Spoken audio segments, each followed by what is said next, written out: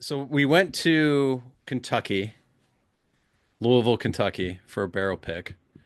I don't know if John or Shane, when you guys want to talk about it, but I think the origin. We should talk about the origin story of the barrel pick. This was like the second time we'd done it, or you had done it?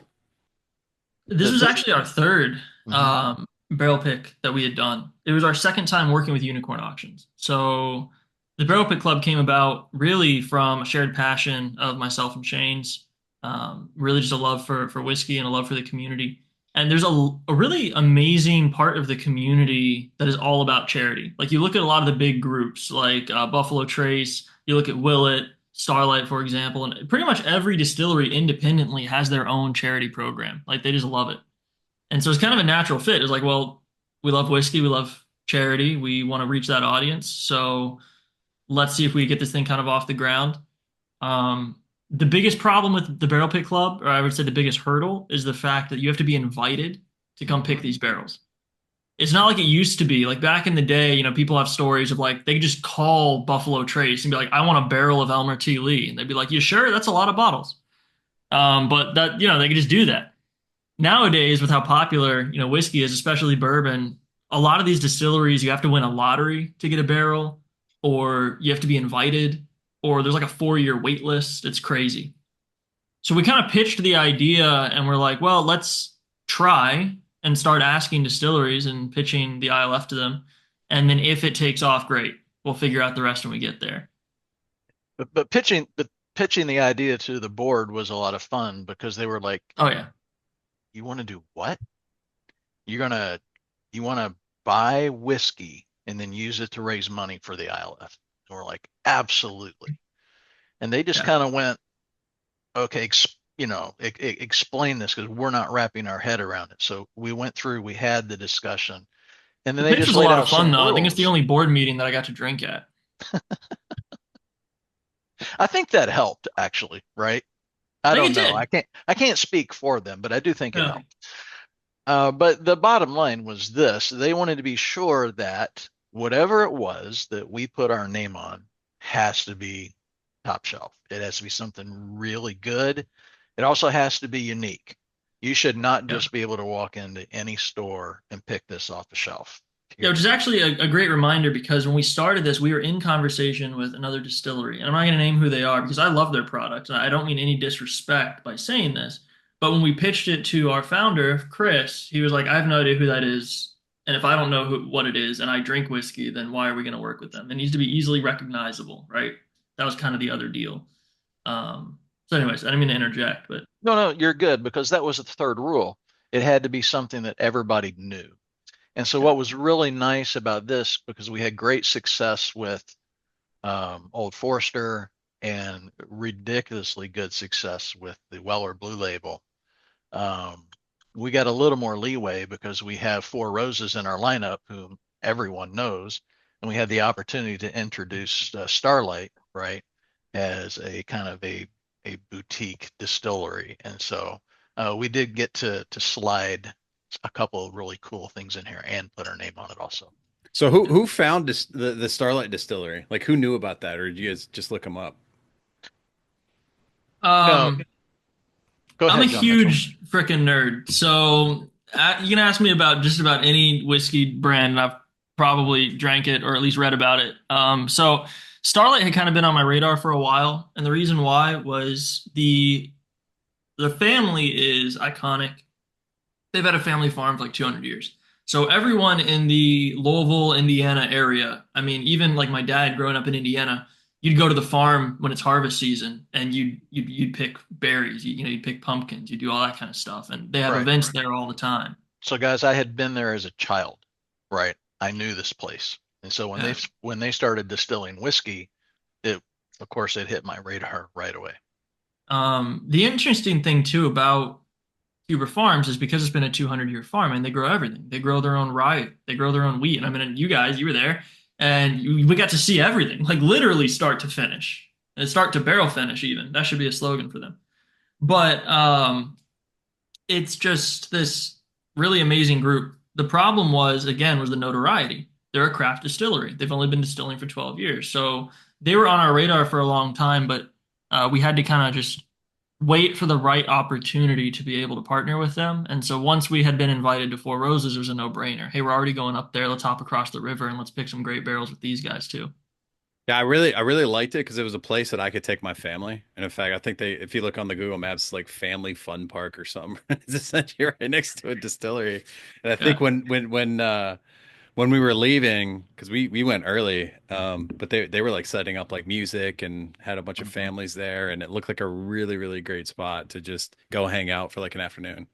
And they even had the, I don't know if you remember seeing this drive by, we were in the Rick House, but they had like that train with all the kids on it, and they took a like they drove around this like Mhm. train around the farm, to show them all the plants and vineyards and everything. Yeah, we even got to go on the what was it, the buggies? I don't know what they're called, the uh whatever. They're not golf carts. ATV The golf things. ATV carts on thingies. steroids. Yeah, I Yeah. mean, yeah, it felt like six people, and like my favorite part was definitely going down that hill. He's like, "Yeah, put your hands up. We're going down the hill." I was like, "What? Oh, we're going." It was also So so cold. yeah, it was Yeah. cold. Yeah, that was the only. That was yeah, yeah.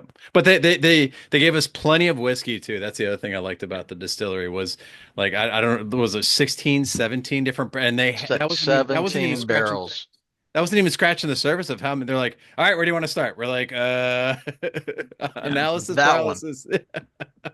Well, and that's what I love about them too, and that's what I always tell people. Like, if you are not a fan of Starlight Distillery, you just haven't visited Starlight Distillery, um, Yeah. because it's such an incredible experience. It's all family oriented. I mean, even we were there, the owners and the owner's family, they just stroll through and, everyone just be like, oh, hey, Carl, how's it going? Like, just super down to earth. And it is still small enough that you have that experience. You have the problem of having 500 barrels to choose from instead of the opposite problem that most distilleries give you, which is here's Three. five or three, right? Like, so it was, yeah, such a special place. I really love it. Yeah, no, I really appreciate. I actually felt bad because I was not feeling well, and it's not because I couldn't hold my liquor, because there was a lot of whiskey the day before, including John's whole like tour through, like he had it set up in very specific orders, and I felt bad because I think I got food poisoning on top of like Yeah. that night before, and then the next day, and so like I was not like I really was disappointed. That's why I want to go back up there though, is because I think it was such a great atmosphere. It was, I mean, it's like you said, it's near Louisville and it's just right across the river. So it was like a 30-minute drive. Yeah. I will say there were a couple times in the van where my whole focus was not puking. I was like, I don't want it. That's how bad it was. Yeah. I Oh mean, what was man. that, a 15 passenger van in the back roads of Woo! Indiana? Yeah, with Aisha Tyler in it, I was like, I'm not puking in this van. Don't puke in front of Aisha. He Um, didn't care about us, but no, not in no, front of well, her. no, no. Chris has probably seen me puke before. Not really, but uh, the other one was Four Roses, and as much as we're talking about Starlight Distillery, Four Roses was just as phenomenal in my opinion. And like you were mentioning, John, it's like three or four. They gave us 10, and then I Yeah. think afterwards, after we found out all the different, and I really do want to get into the Four Roses kind of tech technical aspect of it because I think it's very technical. Yeah. Um, they they I think you guys even said it. They rolled out some of the really good barrels for us, so they were very supportive Mm. in trying to support this cause and gave us I think one of the top. Our pick was probably the top one, right? That you guys all Yeah. agreed upon. Oh, I've shown a buddy already of that. And he's like, I'll give you $250. I was like, you can go to the auction. He's like, I'll give you 300 for it. I was like, no, that's mine, dude. You can go to the auction and do it, which we'll get into at some point here, is how to go to the auction and actually, because it was really good as far as I remember. Yeah, Um, it's you're right. They rolled out the red carpet. So the really cool thing, and I don't know, we don't have to dive into the technical specs right now if you don't want to, but um Four Roses has so much detail and it's such an enthusiast kind of picking experience. And so not only do you always have good options when you pick at Four Roses, but they especially handpick some just absolutely ridiculous barrels to offer to us. yeah, I mean, I went to the shop and picked up a bottle. I know some other people picked up, some that you can only get there too at the shop. But no, we can get into some of the technical stuff. Like I have a list, but it's more like guidelines than actual rules. Sure. Well, But one thing I want to jump in and talk about, the hospitality of Four Roses and everything that they did. Once we told them we were going to do these boxes that are in the first several lots, their marketing department approved for us to use their actual logos. And to me, that was like a huge vote of confidence, Yeah. because that just doesn't happen. Well, And so and that was, hold on. It wasn't just that we could use their logo. They gave us permission to manipulate the logo too. mhm, Like if you look at the side panel on that box, lot number one, it's their logo that Cardell, who he's our graphic designer here, he kind of manipulated and blew up and arranged into this incredible pattern. So, which they also approved, which was mhm. so cool.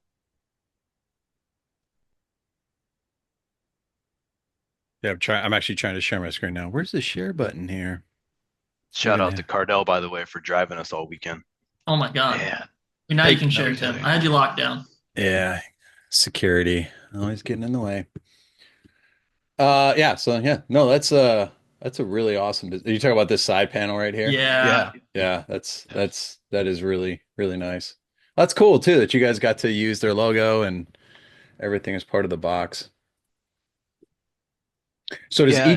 each bottle come with a separate box then? No, they're very, very No, exclusive. I think if every one of these 300 and some 339 lots came with a box, Shane would be dead. yes, very much so. And Yeah. if not for me, my wife would have killed me. Yeah. So, He handmade all of them. So, Oh, each one's different too, huh? yeah. So the designs were a collaborative effort between myself and Cardell. And then Shane built them. I mean, by hand. He has a laser engraver. Oh, We okay. laid everything out. This is all. I mean, you can talk about it, Dad. You're the one that did it. no, you're doing great. It's just those boxes are solid cherry. Um, the wood itself is just amazing.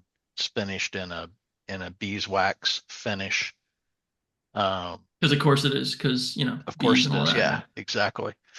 And it's just it was just a lot of fun. I'd never tackled anything like that before, and I was just so thrilled. Like the wrapping of the design. If you see the tree wraps around the side there, that was a challenge. There were some technical things that were a real challenge, but it was a lot of fun. Yeah, so if you want the collector's box that comes with the coaster, the Glencairns, and everything, it's only lot number one. So I'm really curious to see what those hammer for If it gets a lift, because yeah. I can't wait to see it. Oh, Well, I'm gonna probably right at 7 start the bidding. So well, if you go back and you take a look also, when you look at the combined logo there, see on the leather coaster. Mhm. Oh, yep. So we were able to collaborate on a logo with Unicorn. So again, extreme kindness, right, by everybody, all the partners involved in this, and allowing flexibility and us having some fun to be able to do some things that are really unique. Yeah. No, that's awesome. But no, Four Roses was just it's hard to explain how generous they were with the barrel options they gave us without kind of backtracking a little bit and talking about the specs a bit. So Four Roses is very unique. They have two different recipes or mash bills, right? They have a low rye content and a high rye content, both bourbons. So there's two different recipes, but they have five yeast strains. And for anyone who's in the alcohol universe, yeast is everything. Yeast is the only thing that makes alcohol possible. It's the driving force behind every form of alcohol in the world. So it's so important. So it's not just like, oh yeah, it changes it a little bit. No, like it changes each and every thing it touches dramatically. So between those five yeast strains and those two recipes, you have 10 different um, potential products. And now they actually just unveiled two more mash bills. So they just bumped that up to 20, but we won't have the privilege of tasting those for another couple of years. But from those 10, there's so much diversity. You can be a bourbon collector and only collect Four Roses and have a fully fleshed out collection. Like it's crazy. I know a guy who's got about 300 bottles of different Four Roses picks. It's just nuts. Wow. But no two taste the same. Well, and are they all open or? Pretty much. Yeah, actually, you'll get to see. So his name is Steve Berman, and he was actually with us on both the Old Forester and the Weller barrel picks.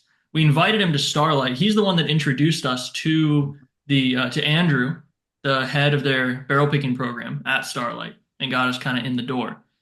But Steve is a huge Four Roses nerd, and we're actually going to be going live on his Instagram next week and talking about the pick. But his whole wall behind him is just Roses bottles.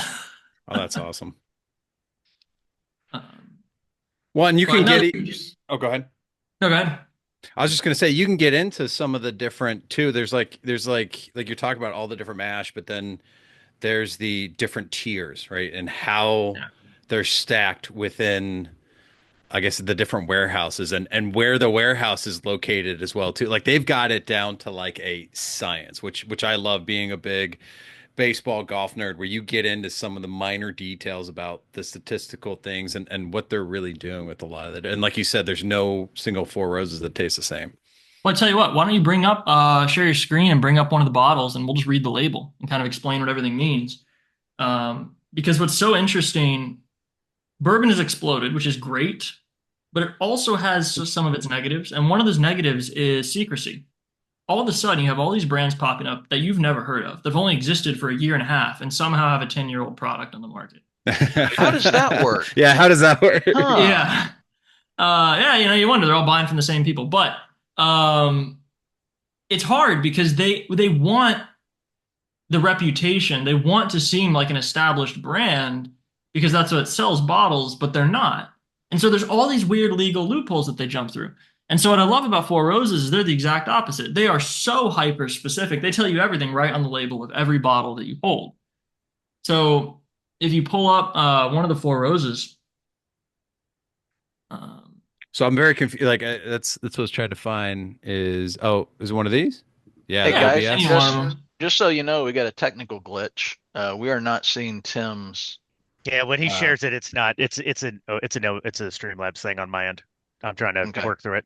Yep. Okay, all right. Well, Gotcha. we'll talk through it, I guess, we best we can. I'll keep it shared so you can get. Yeah, so if you blow up that image, you'll see right on the label, right on the bottom there. So first of all, of course, you got the proof.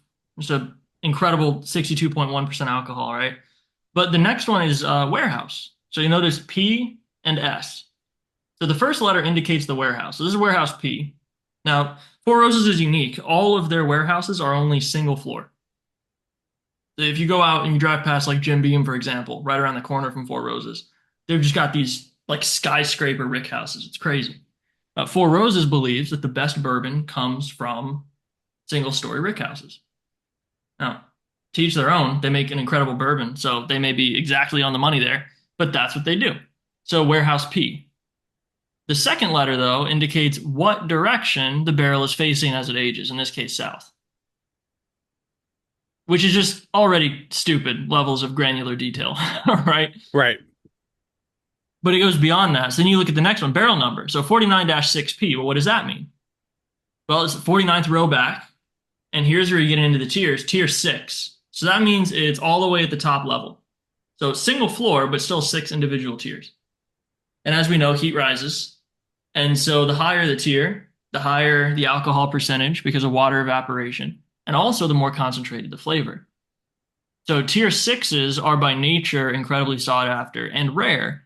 Also because higher evaporation content, less bottles come out of the barrel. There's strictly less of them in the world.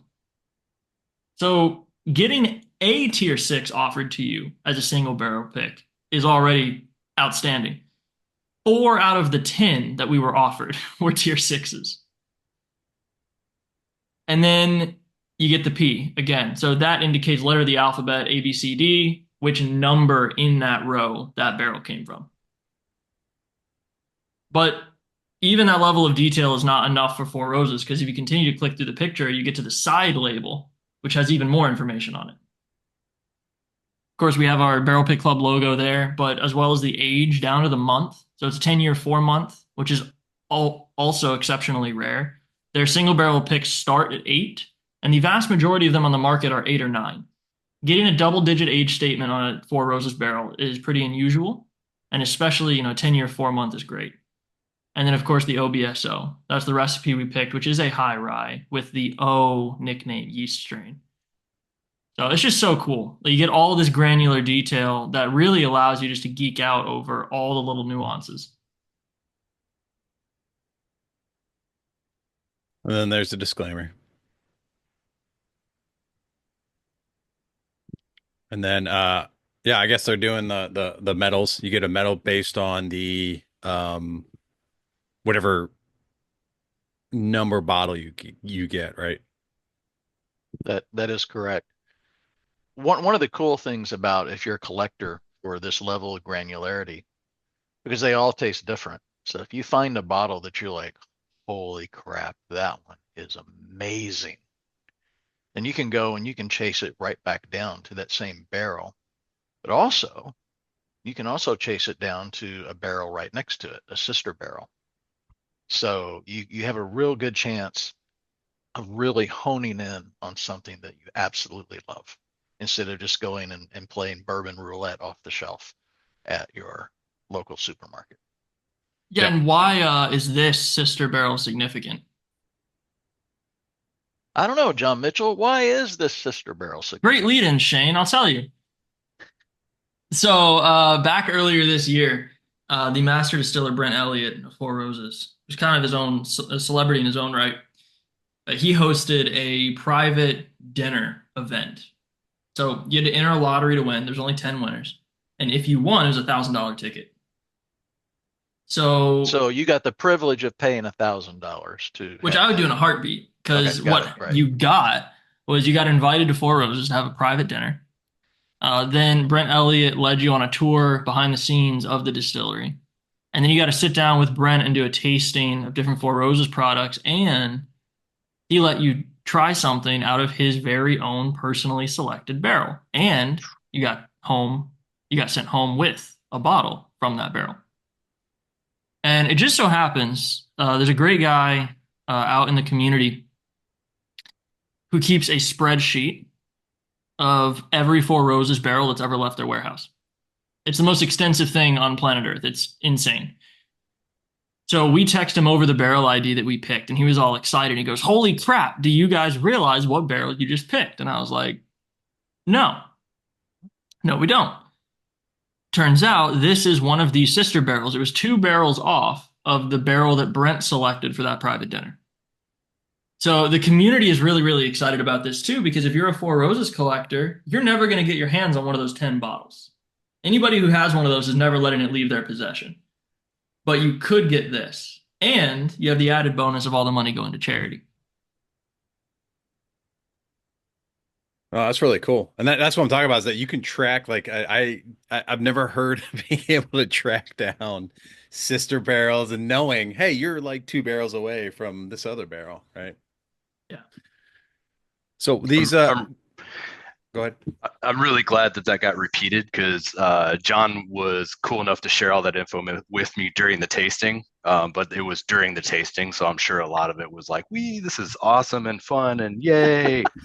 But that is so cool. Like I was learning so many random things and likely forgetting a few of them. So thank you again. Yeah, I was sitting between him and Jimmy at breakfast. And they were just going, and I was just like, I'm sorry. I just got glassy eyed because I'm just like trying to sponge up. Like that's what I was saying. Like I like technical stuff like that. I like learn. That's why I have the podcast. Is I like learning new things. And I just like I've been into craft beer. I got into whiskey probably thanks to Chris. I worked the social engineering village. We had one of the parties, and they had like a whiskey thing. Shane was there, and they had like a whiskey thing after the fact, and that's what really got me into like whiskey and just the nuance of it all. And then like I'm finding out while I'm sitting between John and Jimmy that there's like a whole nother level, and they're also talking about, it's like kids on Christmas too. They're trying to figure out like, what are we gonna get? Like I'm so excited to be going here, and I'm like, I have no idea, but it sounds really cool to be doing this. So Yeah, your brain is in for like just getting mashed all to pieces when you sit in between those guys. I've been there too, and I've just learned to kind of like pull myself away and kind of listen on the side. I love this stuff too, but I am nowhere near the level of those guys.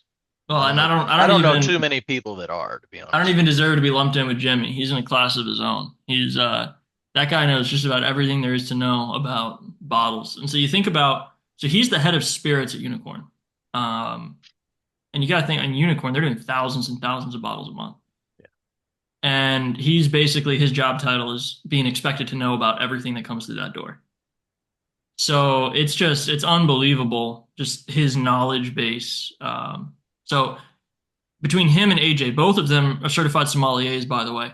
And AJ being the owner of Unicorn, to have both of them there lending us their palate is just incredibly privileged to have them on our picking team. Well, I also don't think some people can get overbearing with that stuff, right? And I think they kind of let the group kind of settle in and try out stuff and didn't try to like, because you can easily, I remember sitting around the Four Roses tasting, right? And that was just hilarious. Probably one of my, and I want to get into favorite moments from you guys too, but one of my favorite moments is you guys going, wait, Chris is by himself again with this barrel pace, because apparently in the previous ones he's gotten the same one.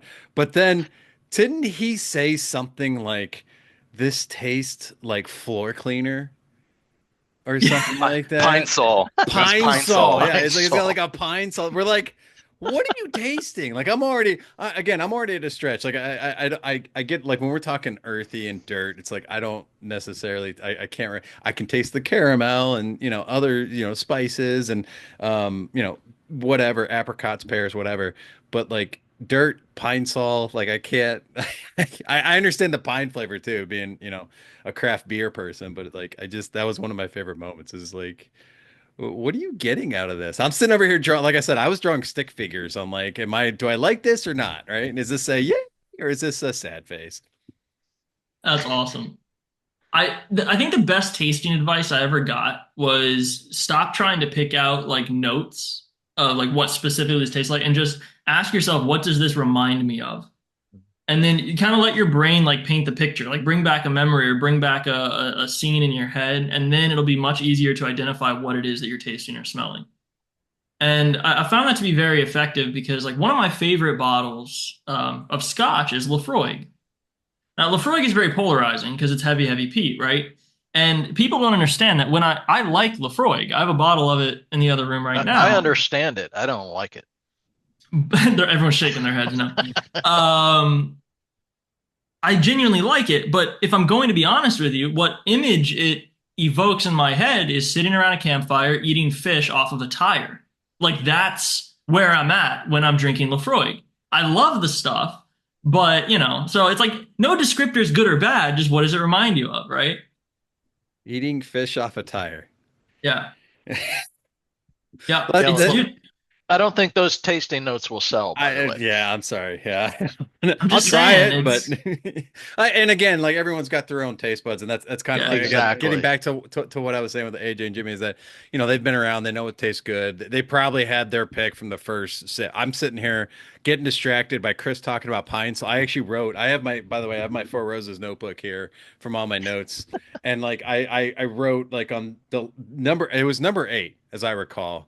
And I wrote distracted because I was sipping on it and someone said a joke or something. And we're all like, it was also like kind of like trying to do a test. It's like everyone's, don't talk to anybody else, do your own taste. Because again, like we were saying, is that like if you say you're going to taste caramel, then other people are going to say that or feel that, right? Yeah. So you really don't want to taint the taste buds of other people and like, oh yeah, I do kind of taste that, right? Pine Sol. No one wanted to taste pine Sol. So and that's what was so nice about kind of having their experience there too, helping guide us. Because they even said that at the beginning. They're like, guys, if you're okay with it, can we just do this whole first round in silence? Like, we don't want to influence anybody, right? One way or the other. Like, put down all your own notes, then we'll go back and start talking about it. Yeah.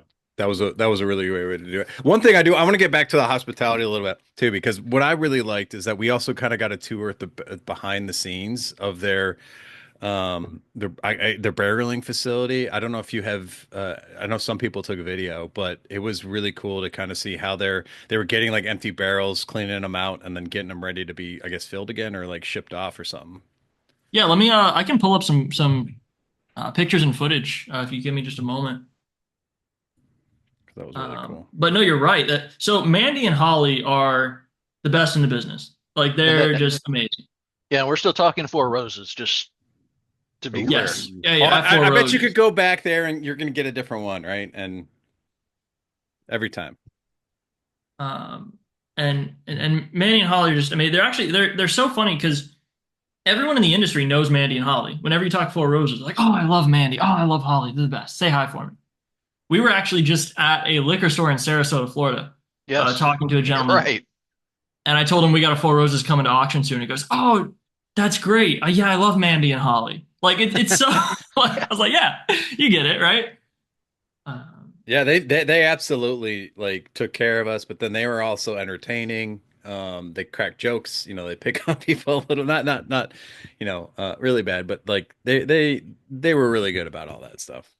Yeah, For and the very most patient too. I mean, our group sometimes Oh, can be like herding cats. More often than not, really. it's exactly like herding cats. Yeah. Yeah. Yep. Yeah. But they were so gracious.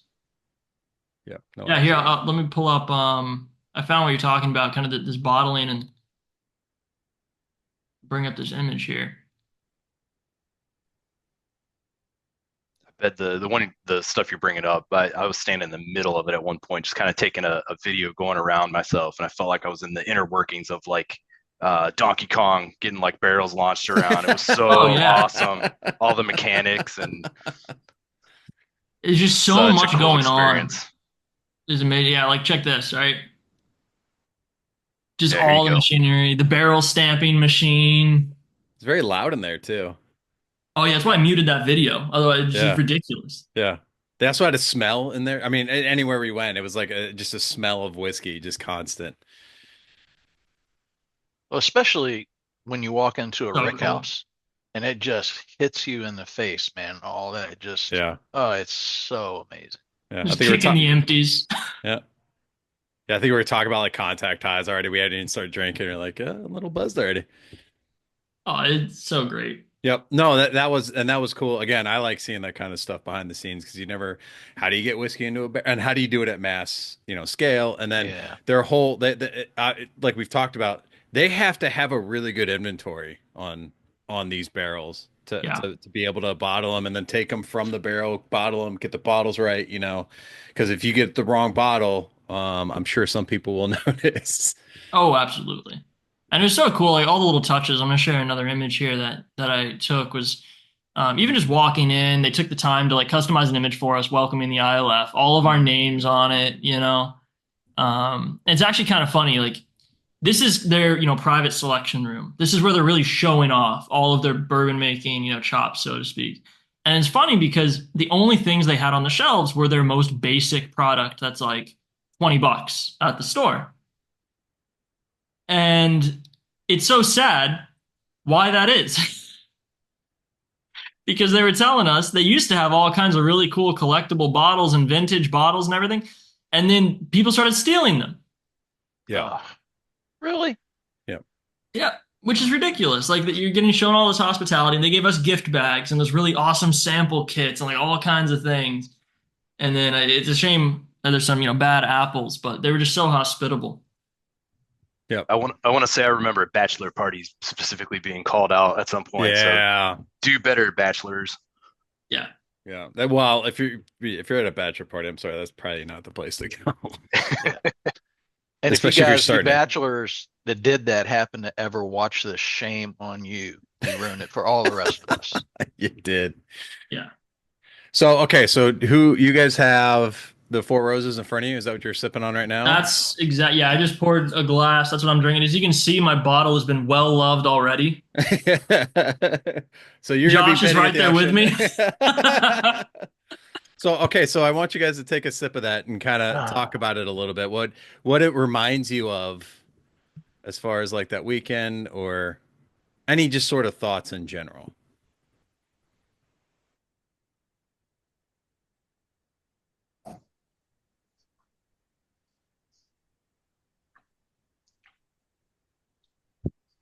A tire with fish on it. Oh no. Now they taste tire with fish on it. Yeah, so there you go. After I've coated my palate a little bit, I have a little bit of a cherry flavor profile that hits now. Yeah, it's very, very fruity. for me on the front end, which I really love, especially coming, something this hot. And I was curious. Yeah, so fruity is one of the notes on their official tasting card on that pamphlet for OBSO. But for me, it's very fruity on the front end, a lot of red fruits, kind of like that cherry kind of vibe. But what I get from this that's very unique for me from bourbon is mint. Like typically when you talk about mint, you're talking about like agave spirits. But I get a very minty finish coming off of this, which is super interesting. Did you get that before when you first? Do you remember saying that when you first back in I don't April? know. I would love to have my notebook here, but we're in the process of packing up to move, and so I don't know where any of my stuff is right now. You're fine. I just well, so you don't remember it, but you did say you remember the fruit flavor, right? So Yeah. Which number was this barrel that in our eight. 10? It's Number eight. 8? Yeah, because I don't have it crossed off on my list. I didn't cross any off. I wrote my super technical words were hit. How did I rate this? Harsh, then smooth. So mine, All the attention to detail. yeah, Yes. mine was like wood, and then I don't know if I wrote spike or shrike or something else, but So I get happiness and oh, there you go. little tongue prickles. I mean, because Okay. like this thing lights up your mouth. And especially when you first open it, that hot and that harsh and that hit is very pronounced. Yeah. You let it set open for a week or more, man, it just starts smoothing out. And it is amazing all the way around. I mean, the body on it, it's very, very intense. The one thing that I really like though about revisiting it, especially on the nose, is you can really get that rye note coming through. That spiciness is very much there, but even a little bit, if you really focus on the nose towards like the middle, you can get that rye like dill. Like there's a lot of kind of vegetal notes coming from the rye coming through, but then the palate is just a bourbon beast. It's so good.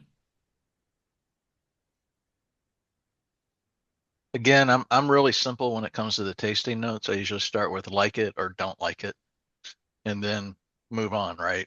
Because depending on my mood or anything else, I don't consistently taste the same things. So for me, it's a lot more about a feeling. Does this make me happy? Does it bring me joy? Does it make me sad? And then for whatever reason, I have a tendency to think about taste in objects. It's sharp, it's round, it's pointy, and don't ask me why, but that's just the way my head works. So usually my tasting notes help absolutely no one ever. Shane has the Marie Kondo method of bourbon tasting. Does it spark joy? Does it spark joy? Yeah. Yes. Yes, it does. Tim, you're muted. This is not the Four Roses, but these are also available in the unicorn auction. So Oh, you've still got one. Yeah. No, get into that. This thing is yeah. a monster. Yeah, this is the one I got from West Virginia. Thank you, Shane. Yes, Oh, sir. so You is this are part very of welcome. is this part of the unicorn batch that they've got going? Yeah, It They is, are. the yeah. last So couple they- pages. Yeah, So they've got more than just what we picked then, because I see the Willet here there too, and okay. Yeah, so here's what happened. Our first ever barrel pick was with Old Forester, and we did that a different way. We sold that through a retail establishment. And they were extremely gracious, inviting us. This was our first barrel. They really helped us through the whole process. And the unfortunate thing was a little thing called Hurricane Ian. So if you remember Hurricane Ian, about 2 years ago, devastated Charlotte County, Florida, which is where myself and Shane and Cardell and everyone lives. And Orlando, where Chris is at, also got flooding. So this is our first time ever bringing a barrel to auction. It was, or not even auction, it was going for sale. So it was going on their online website for sale. And all of a sudden, none of us had internet. People are calling us, whatever. We can't take phone calls because we have no cell service. All of our friends in the area who are really excited, well, guess what? They now have $30,000 of damage to their house. Nobody's buying bourbon right now. Right. So it was a really amazing bottle that unfortunately not enough people got to taste. And so we had a little bit of excess inventory still from that initial release. And we talked to Unicorn, and even though it wasn't their selection, they were like, absolutely, send them up. So they came to pick them up from us on a trip down to Florida. And we've got the remaining 50. So the last 50 that are ever hitting the market are up in this auction that you can get as well. So if you ever want to complete an ILF pick vertical, this is your last chance to get the first one. Rev, you want to talk about, do you have it open there? You want to talk about the taste profile of it? My notes are probably on par with Josh's, and I have to write a term paper after this, so I'm not going to switch just yet. Sometimes I can help. Why aren't you using It'll be the ChatGPT? best term paper ever. It's So, ChatGPT. You just got to edit it with Rev. your whiskey. Tell me Yeah, about this paper, because it's not matching your others, sir. Yeah. exactly. What's this Lot of- brown spot on the paper? How did you slur your typing? That's a That's great. Shane, I'm with you though. I will here's some of my notes, by the way. Oh yes. I'm not even kidding here. I can show really like. Of course, none of these got picked, by the way. Yum. What else? Double yes. I did a double yes, and I also Double had yes. I also had like the notes, and then I started doing like plus and minuses next to it to like because we what we did was we took it from 10 down to like what like half of them or like that took eliminated like 7 of them, got down to 3, and then we all did a retasting of the 3 to try and figure out the one Yeah. that we wanted. Yeah, I think we Yes. discussed it down to 5, and then we put Yep. 3 of them on a whiteboard and Yep. really got into it. Like we got super like college professory on it. Like, Yeah. And then we got it down to the 2, and then we did the last 2 blind. Yeah. yeah. Yeah, because Um, everybody was divided on the last one, so they reset everything, did the 2 blind, and then it was 100% unanimous, except for one person who's not Chris. here to defend himself, Mr. Hadnag. who always ends up standing alone by himself, and I shall not name Chris Hadnaggy. Chris. It's all Chris. Yeah. Well, you know what's really interesting too, though, is there's a very good explanation for that. Yeah. And that's the fact that he loves whiskey, but he is 99% a Scotch drinker. Whereas everyone else in that room was 99% an American whiskey drinker. And so it's not unusual at all for Chris to kind of stand on his own because a lot of the times he likes just different profiles. Well, again, that And goes he- back to the taste. I will tell you, like all the ones that like me likey, like all those ones, like they were like one of the first ones eliminated. So I at one point I was with Chris. I think until the very end, and then I was the exact opposite of Chris. So yeah, And that's what I loved about our picking team, right? We had all backgrounds, all levels of experience. I mean, Aisha Tyler was sitting in, and she's a bourbon enthusiast in her own right, has a home bar and everything else. And you've got the she whole, knows her stuff, by the way. without a when it comes to doubt. bourbon.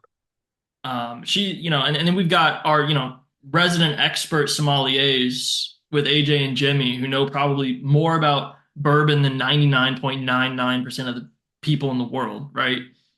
And then you've got everything in between. And so it was this really good mixture, especially on Starlight. And we had a few more people on the team with even less experience. Getting to hear the wide range of perspectives is really helpful, especially because the people buying this are going to have a wide range of palates too. yeah. Let's kind of move over to Starlight. So I feel like we've talked about Four Roses. That whole experience. Again, we kind of talked about the tour of the facility, which is phenomenal. They grow. I was looking for correct me on this. Starlight, they said their blackberry sells the most, right? And they grow their own blackberries and stuff too, right? Like I see that all over town available. Yeah, they make more money on blackberry whiskey than any other product they sell. Right. But they also like when we went into the shop that they had, there was just a tremendous amount of stuff they had they were doing their own honey, which is the honey also is the honey barrel that we usually pick. But then I want you to talk about this for a little bit is the which is a sign Mizunuri. I know I'm not saying that right. What is that? And The Mizunara. Mizunara. Okay. All right, so Mizunara is, and I'm gonna make a statement that sounds really weird, but it's 100% true. It is the bad boy of wood.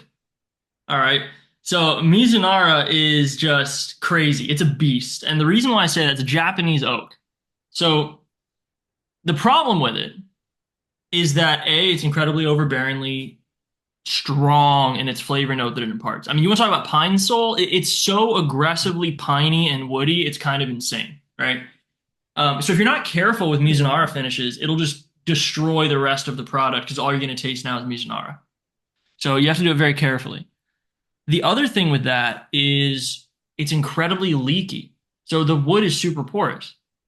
So it's not uncommon for you to lose quite a bit of your whiskey while it's aging in the barrel. And to add on to that, to make it even more difficult to work with, it's incredibly brittle. So these staves, they're bent wood, right? It is so hard to bend a stave of Mizunara without it snapping in half. So you add all these things together, and then you add on the fact that it takes sometimes 15 times as long to grow to maturity as American oak, and it's difficult to work with. No one wants to touch this stuff, which is understandable because it's so expensive. So to put in perspective, and this was shared with us from Andrew, a typical American oak barrel, if you're a distillery, your price is going to be between like $300 and $700, depending on the quality, the cooperage, whatever.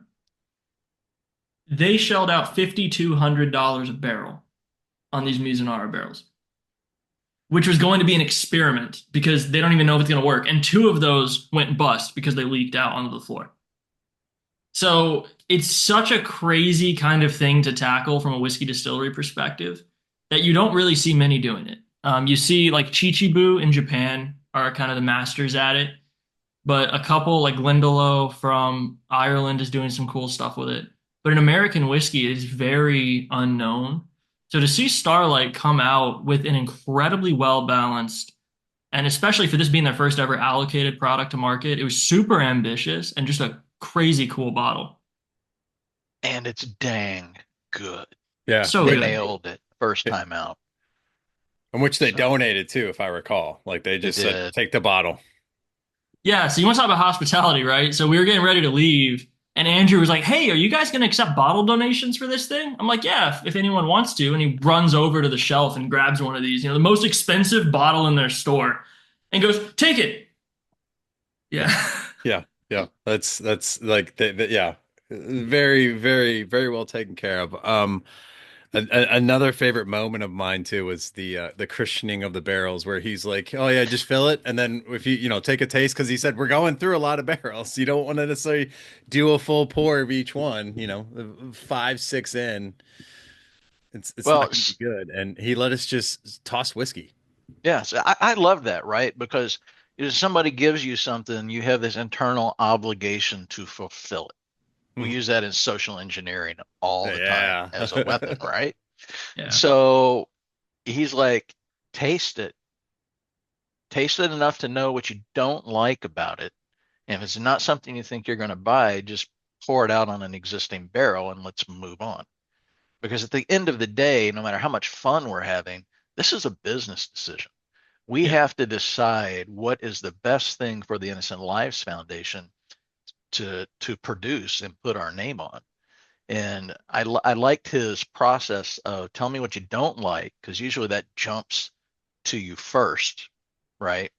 And so then he's able to take and then guide us throughout the entire warehousing system so that he can get us to things that we do like. And I loved everything about the way he did that tour. It was amazing. And yeah, we did. We went through 17 barrels that day. So And I love something that you brought up there, Shane, too, is there's a business decision. Mhm. And so one of the things that was said that day a couple of times was, we're talking about all these incredible barrels. Like the Old Forester, for example, came from Campbell Brown's private stock, which if we get to the Old Forester, we'll talk about that a little more. But this Four Roses is incredibly special, and these Starlights are incredibly special. And so everything that we've done as the ILF that we put our name on in terms of our barrel pick club is incredibly high end and unique. So the phrase that we've kind of fallen back to, though, is we're also trying to save kids. Like this is a very serious mission. So it's our moral obligation to pick a barrel that will sell well. So kind of the motto for the barrel picking club is like what will sell well, what will support the mission the best without selling out. And that was kind of a really important thing for us to continue to go back to is it would have been incredibly easy for me or for Jimmy or whomever to walk in there, look at a spreadsheet of all the barrels they have, and I can cross-reference it and go, this one's going to make us the most money Right. without even tasting it. But the goal was to get something that is really incredible and will raise a lot of money for kids. And when you say sell out, you don't mean sell out in the auction. You mean sell out morally. Yeah, sell out, Yeah. morally, sell out to the community because we're approaching a community of very experienced drinkers who want something good. So it's not just about making money, it's about growing a community of supporters. And so what's really funny about that is on the way there in the van, I went to Jimmy and AJ because they were sitting in front of me in this van, right? And so I lean up to them and I say, hey guys, so here's the thing. And so, and if you guys remember, we kind of agreed, like, look, if we come down to a really split decision, myself representing the ILF and then Jimmy and AJ representing Unicorn, the three of us will make the swing vote. So on the way up, I lean over to him. I'm like, guys, we are not walking out of Starlight with a double oaked anything. I was like, I don't give a crap. I don't care. I don't want it. We're not touching it. It's played out. It's there. Everyone on the market has a double oaked, has a toasted. I'm sick of seeing it on the shelves. We are not doing a double oaked anything. What happened? It's really, really good. That's what happened. And that was the thing. It was ultimately one of the best things that we tasted all day. So much so that it was barrel number 4. And the entire rest of the day we kept going, but is it better than barrel number 4? Yeah, it was too. It was up. I remember exactly where it was too. It was up in the, up on top shelf, right near some glass. And yeah, you're absolutely right. Is that what you're drinking right now? No, I'm about to though. I was just finishing Okay. off the last of the 4 roses. Let me know when you guys are all finished, and we'll switch over to the double because I love that. I hadn't heard that, but that is a great story. Is we're not leaving with this, and we left with it. Yeah. That's how it works out too. Yeah, I do remember we got that pretty early, and then the rest of the day, like we even went to a couple different houses and tried a bunch of and again, like to your point, Andrew he knew where everything was. Like he would Yeah. disappear down like a very dark alley and like was climbing barrels trying to get samples and coming back and like He's coming back with his whiskey thief, with you his know, whiskey. where- Yeah. Trying to give everybody a taste of stuff. And gentlemen, it is 7 o'clock. The auction is live. Ooh. All right. All right. Well, let's do the double oaked, and then I do want to do like a live demo of me like trying to, and I might have to run away and get my wallet, because I am gonna put it on one of these Old Foresters for sure, but I might put in for some of this other stuff here. Well, why don't you tell the Old Forester story? Because I don't think Yeah. we've ever really publicly told that Uh-oh. about it belong who picked it and the whole story behind that. So I think we're far enough out now we can let the cat out of the bag a little bit. You want to talk about the Old Forester story? Yeah. About being Campbell Brown's private selection. Yeah. All right. So the last name Brown, you guys may know it because we stayed at their hotel when we did the pick, the Brown Hotel. Brown is bourbon royalty, Louisville royalty. So they own like half the friggin' city, A lot. right? Yeah. They're also the owners of Brown Forman, the giant spirits conglomerate. So Brown Forman owns all kinds of brands, including a tiny little brand in Tennessee called Jack Daniels, as well as a ridiculous amount of others. Now, one of the brands in their portfolio is their kind of sweetheart, which is Old Forester. Old Forester was founded by George Gavin Brown, their great-grandfather, in the early 1900s. And in fact, it was the first ever bourbon that was sold in bottles. Like, that's how far back it goes. So they love this brand so much. And so it's where they put a lot of their passion and energy. Well, the president of Old Forester is always the current Brown family representative. In this case, Campbell Brown is the current head of Old Forester. So Campbell Brown, every year as the president, goes into Old Forester and he picks barrels that he's really liking, that are really interesting, that are really unique, that he just loves. And he sets them aside and they become his private stock. Nobody's allowed to touch them. And he'll use them for whatever, for parties, for fun, or just to sell, whatever. But one a year, he goes in and he selects as his president's choice Old Forester for that year. So it's a single barrel, one a year, sold only at the distillery. They're like $150 and some of the best bourbon on the market every year. And if you want to get your hands on one and aren't lucky enough to get pulled in the lottery, you're going to spend about $1,000. So that's the kind of caliber of like bourbon we're talking about from these president's choices. And now this was a really funny moment for me, right? So we're going way back. This was our first barrel we ever did. We start reaching out to distilleries, start talking to the community about it. And I'm telling the board, right, I don't know if we're ever going to get invited to do a barrel. And all of a sudden, I wake up one morning and I'm on an email thread with Campbell Brown, which is the stupidest thing ever. And Campbell is like, hey, I like these guys' mission. And he's emailing the head of their barrel picking team at Old Forester and says, give them whatever they want. Wow. Okay. So we ended up on a Zoom call with the head of their barrel picking program, and she asks me, well, what product do you want from our portfolio? I said, well, if it's up to me, I want an Old Forester single barrel proof. They're incredibly hard to get. You're never going to see them on a store shelf unless the store has just done a barrel pick. And they're unbelievably delicious. And she goes, okay. And I'm like, okay. She goes, yeah. Campbell said, give you whatever you want. You want an Old Forester barrel proof? We can give you an Old Forester barrel proof. She's like, Campbell says to do it. I just do it. I don't ask questions. I said, all right, let's do it. So, Dad, why don't you tell them what happened when we got there? Poor Ian. So we show up and it's all of us, and as we've already commented on, we can be a rather bombastic, hard to control group. And so this was no different. Well, and it's not just Chris Hadnagy either. It's just Chris Roberts there with us, who's a whole nother animal. So, by the way, I just want to call out, when you say Chris Roberts, a lot of people in the security industry know him as Side Dragon. Also the guy that got arrested at the end of a flight because he was messing around. Like he threw on social media, hey, look at this Cat 5 Jack. And then the FBI showed up on the plane. Yeah, imagine taking that energy and trying to mess with the info screens at the Old Forester Distillery tour. Which, by the way, right. So anyway, so here we are, this motley crew, and the poor tour guide. He comes up and he's Who was amazing, by the way. I'd like to shout out Ian. Ian is incredible. If anybody has an opportunity to meet him and get a tour by him, he's great. Hands down. Not only is he great because he's patient and he put up with us, he also knows his stuff. So he did a phenomenal job. But we show up and he kind of knows what we do, but he's expecting like a bunch of research nerds, kind of, right? And we are, but we're also like off on this whole other like wing of the world, living in our own little universe. And, so he's not quite sure what to expect. And then on top of that, one of the first things he tells us is that Campbell may be joining us on the tour for the tasting. Ooh. And so he's got like, so we're like, oh, this could be amazing. But the whole point of this entire story is that when you get that Old Forester, you're getting something that you're just not going to see on a shelf somewhere. Even if you find that label, the one that has Innocent Lives Foundation on it comes from a private reserve stock. And that's really the point of the story.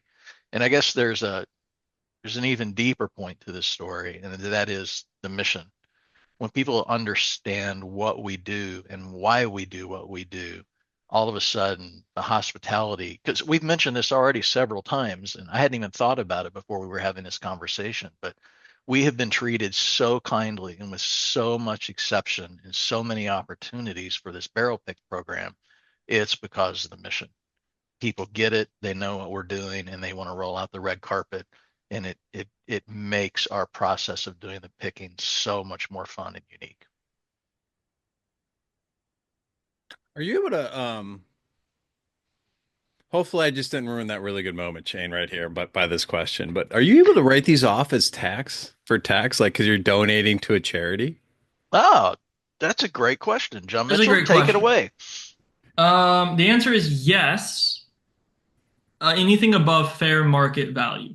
Okay, so you do. So, I mean, they have. So I'm looking at the estimate. So above fair market value would be their estimates on there. That's why they have to put the estimate. So it's interesting. So when we did the Weller, they didn't want to put estimates on the Weller because they didn't want to put this idea in people's head of like, this is what it's worth and like cap the potential giving.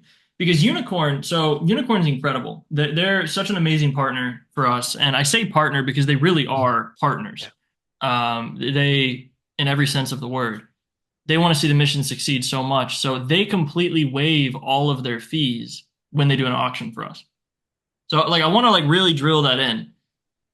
They've done all the work of receiving these bottles, photographing the bottles, storing the bottles, tagging them, organizing it, putting it up on the auction, processing it, shipping it out, collecting payment, all of that. And they make absolutely $0 so that they can pass all of it along to the mission. So they didn't want to hurt that in any way by putting estimates on it. However, legally, they have to establish fair market value.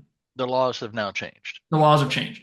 So they had to put estimates on it. So the estimate is whatever a normal, non-charity, single barrel or whatever special version of this bottle goes for. So like that 125 mark is the high end for like the Old Forester, right? So let's say the bidding goes and you get one for $175. That $50 excess of fair market value is a donation. But okay, yeah, all right, Yeah.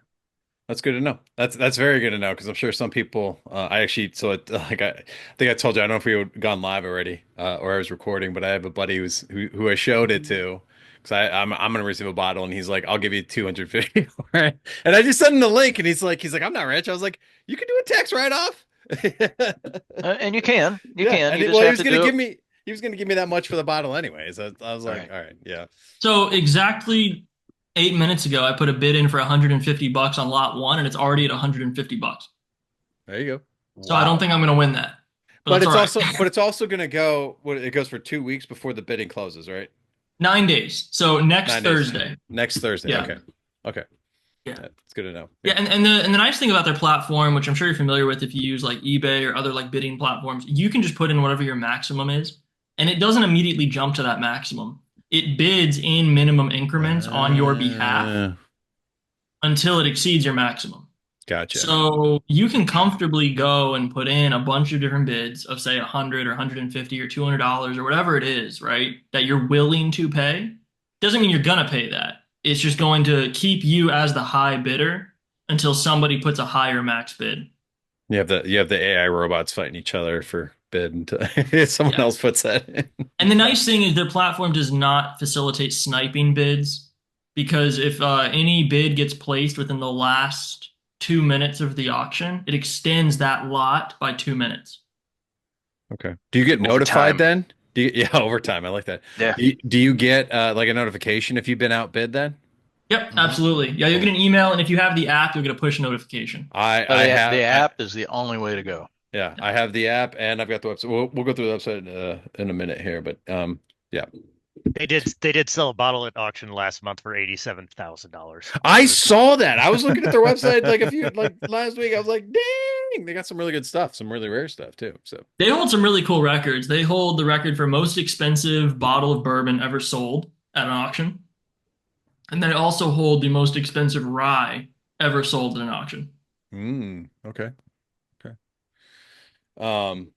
Yeah, I think even looking at they have like a Thanksgiving wine thing, and I was like, these prices are ridiculous. Yeah, but it's Petrus, so I don't know what that means. Like I'm just still trying to get figured out with whiskey, man. Like I'm sure you're already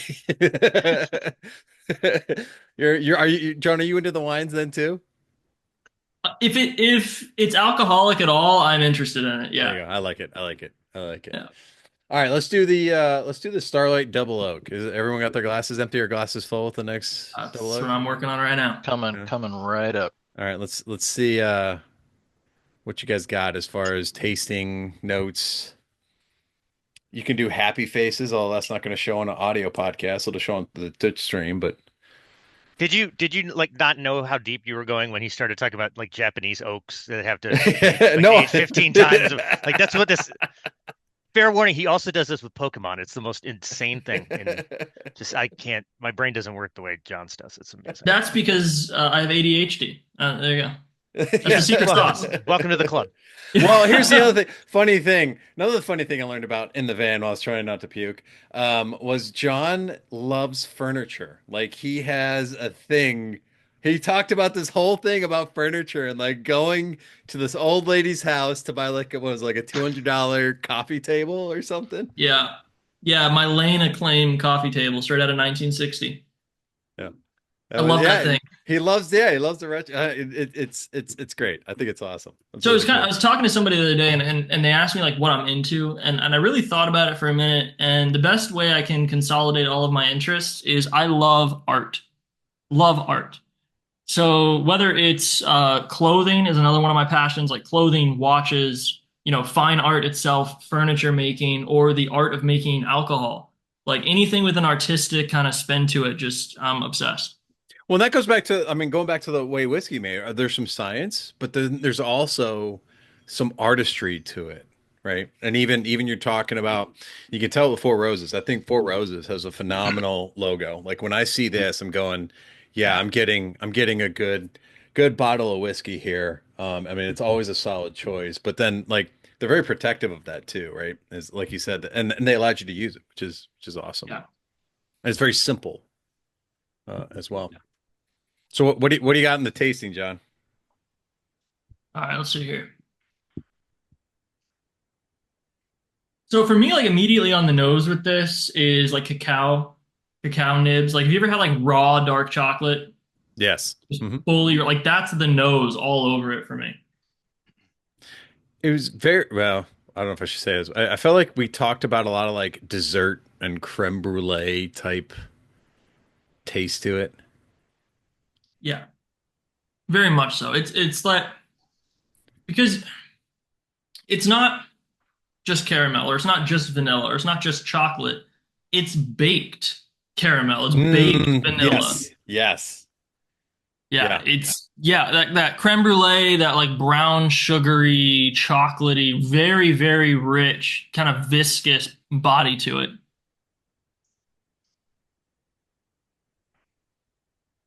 Josh, what Man, do I'm you? just Oh, go ahead. I'm just obsessively refreshing. Yeah, I could tell it in your face, like the facial Yeah, expressions. You're just feeling like this whole chain of emotions of like, damn, that's good. yeah. If I looked like I was distracted about 7 o'clock, I was just reminding all my friends that it started so I can get as many of my friends to win bottles so I can have sips when I'm at their house out of Yeah. not my You're collection. welcome. I'm gonna come Yeah. over and take my tax pour. It's like I'm a part of a whiskey chat with like about 30 other guys from all around the country, right? And so I've been, of course, telling them about this. I was sending them pictures while we were doing the pick. And so I finally sent them the link of the preview. And one of the guys, his name is Christian. Christian was like, okay, but can like give us just the unedited, unfiltered, like we know you, we're all friends. What do we buy? I was like, all of it. I was like, honestly, like if you're asking me what's good, it's all good. I Yeah. wouldn't have put my name on it if it wasn't. Like, but this is genuinely all great bourbon. But if you're gonna make me sit down and explain what each one is, I will. So I wrote like a dissertation on each of them. That's great. Josh, what'd you get from the taste or from the recounting of the whiskey? The double oak. I remember when I smelled it the first time on stream on Friday. I was like, it's just like it hits me with just like the traditional, just like I'm about to get into a good smoky bourbon here. Like it just smells good. Like this one's gonna be good no matter what your expectation is. And then I took the sip and because I've been reviewing footage of that stream for some promos. I said, that's good. I'm gonna take small sips of this. Wham. Yeah, wham. And it is this one. What is it? It's 120 proof. Yep. This one's a good heavy 120. hitter, but it tastes like good whiskey. Like that's the bottom line. I can't get all fancy with this one. It's the one that I usually get to, and then the next morning I'm like, I got into that, right? Yeah, I did. Okay. It's a good one to kind of cut loose with. Let's say that. So for me on this one, like one of the reasons like we're not going to pick a double oak. No matter what we do, we're not going there. We don't care. And when we tasted this one, it was kind of like the heavens opened up a little bit. And remember, we all kept going back, well, it's not as good as number 4, Yeah. right? I mean, we said that We, all I, day long. I was I so feel- sick of hearing it, man. He was like, but you're right. Well, no, so backstory too, right? Is that we were there to pick one barrel, but then he Mhm. goes Yeah. number 4 is already assigned to another group, so we can have, and that was the other amazing thing too, right? Is that he's like, you can do a half barrel of this, and you can do a half Mhm. barrel of this. So that's why we have essentially three kind of whiskeys we're talking about here that we went on the barrel picker, which I guess you guys normally get only 2. We got 3, right? Which was awesome that they had that flexibility too. Exactly. It- Exactly. and that's what I love about Starlight. They are really there just to do whatever they can to help the people picking and have a great experience and a great time. And that was the thing, right? So we're doing, and it's like, yeah, is it better than number 4? Is it better than number 4? And I was like, and I'm dying. And eventually we get to, the honey, right? And the honey is so amazing. And to be clear, for anyone listening to this, it is not a honey whiskey. It is not Tennessee honey. It is not any of these blended syrup infused flavored whiskeys. That's not what we're talking about. What we're talking about is a bourbon. And A- well, it's finished. I was gonna say it's finished with honey, and it's their honey in Indiana, so it's not Kentucky honey. It's Indiana honey, yeah. but it's their So own honey too. That like the barrel, right? exactly. So they're a farm. They have an apiary. They've got all of these honeycombs. So they barrel age honey, and you can buy it in their gift shop. I've got some on my cabinet right now for making honey old fashions, but it's a barrel aged honey. But honey is raw honey. It's a living organism, so it seeks out moisture. So it goes into the barrel and just infuses into that barrel. Well, once the honey's done aging, they pour it out, and now they've got this amazing honey coated, honey infused barrel to use. So they dump some great bourbon back into it, and what happens? Well, that organism seeks moisture, so it goes right back into the bourbon. So I mean, this is still a hundred and what is this, 15? 16. 116.2 proof single barrel bourbon that has some incredible viscosity that comes from the honey, a great mouthfeel, and almost what I can only describe as an effervescence. It's like a very slightly sparkling wine type feeling on your tongue that it's just this incredibly unique bourbon experience for when you're not looking for that everyday great oaky bourbon. But is it better than And number 4? Is better than number 4. So that was the question, right? That was the really annoying question. And we kept going back and forth. Like, well, I don't know. Is it? Is it not? And is this too weird? Are people going to want a more traditional bourbon? And that's when Andrew, he's like, hey, John, come here for a second. Okay. Andrew pulls me aside and he goes, you can buy a half barrel of each. I was like, all right, that's it. We're done. That's what we're doing. Yeah. I'm sick of the debate. It's over. Yeah. Oh. I want to give everybody a hint back on the double oaked. So I reopened it, revisited, and that's been a lot of fun, right? Because you go and you do the pick, and then you get it in the bottle, and then you're like, okay, does my memory match up? And so I reopened the double oaked, and I'm like, you know what? This is just a really good, right down the center lane. This is what a really amazing bourbon should be on every aspect. But I've had a lot of really good, amazing bourbons in my life. This is right up there. It's outstanding. So the next time I had it, I'm like, still really, really good. And I thought, I'm going to go put a small cube of ice in it, which I normally don't do. A lot of people think that's sacrilege. I say you drink your whiskey the way you like it. Don't listen to other people. Hey, Julian Van Winkle takes his bourbon with lemon wedge, so you can fight him on that. Right. So I dropped the ice cube in it and it just opened up. And so every single time I go to this bottle, I put a very small ice cube in it. I chill it down a little bit and it just starts bouncing all these flavors all over the place. And I really, really like it a lot. Well, The prices the auction bids are creeping up, let's just say. Yeah. Some some of them are 280 already, which is a good start. Seeing as how Yeah, we've I'm been currently winning live that for one 20 at minutes. 280, and I'm really hanging on, barely. I'm just Yeah. watching that. I'm not going to win that. There's no way I'm walking out of here with an 11-year hazmat willet, but I'm going to try. So they have to like hand deliver it No, to you in you're like a not, car? son. I'm telling you, you're not going to. Does it come with a hazmat label on it? That'd be great. Oh, yeah, these are really starting to jump. Lot 8 just hit 280 as well. Yeah. Yep. Yep. All for That's charity. exciting. Your 150 on lot 1 for Four Roses is still holding. I'm hanging in. Yeah. I'm hanging in right there. Yeah. All right, let's do a little demo. I'm gonna share my screen. Do I have to log in for this? Do you have to log in to Place it bid? good, you will. Yeah, Yeah. you Let me will. see. Do they have it set up? All right, I gotta sign up for accounts. Let me do that. How close are you guys to the honey? Because we talked about the honey. I do want you guys to do the honey again. I know we Well, just did the oak. I'll do a PSA with the honey for everyone. Guys, when you drink this honey, remember it is 116.2 proof. It tastes nothing like that level of proof. So proceed cautiously. And the other thing I'll say is I would highly encourage you, which we're doing this way out of order, but I would highly encourage you to start with the honey if you're going to be doing some tastings, because a lot of those delicate notes will end up getting buried behind like a 10-and-a-half-year-old Four Roses, right? So But what would be your recommended order? So you've got the honey first, then what are you doing? Are you going to the double oak or are you going to the Four Roses? Mhm. if it were me, and everyone's different, I would start with the honey. I would then go to the Four Roses. And the reason why is the Four Roses, even though it is kind of a beast, it still has a lot of delicate fruit notes. Like when we were talking about it, we were talking about cherries and strawberries and mint, right?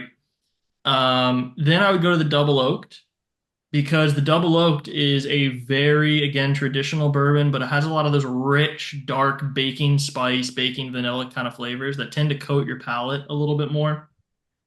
And then finish with the Old Forester because the Old Forester is a palate destroyer. It is a monster. It's delicious, but I always will conclude the night if I'm drinking my Old Forester pick with the Old Forester pick. One thing I'll say about the honey is it is very, very easy to drink. So do yourself a favor and get 2 bottles. Are you out already, John? Mine's gone. After hearing Shane's description of the honey repeatedly for 2 full days, that's the first thing I just bid on when the auction opened up now. So Dude, I'm Oh, man. savoring.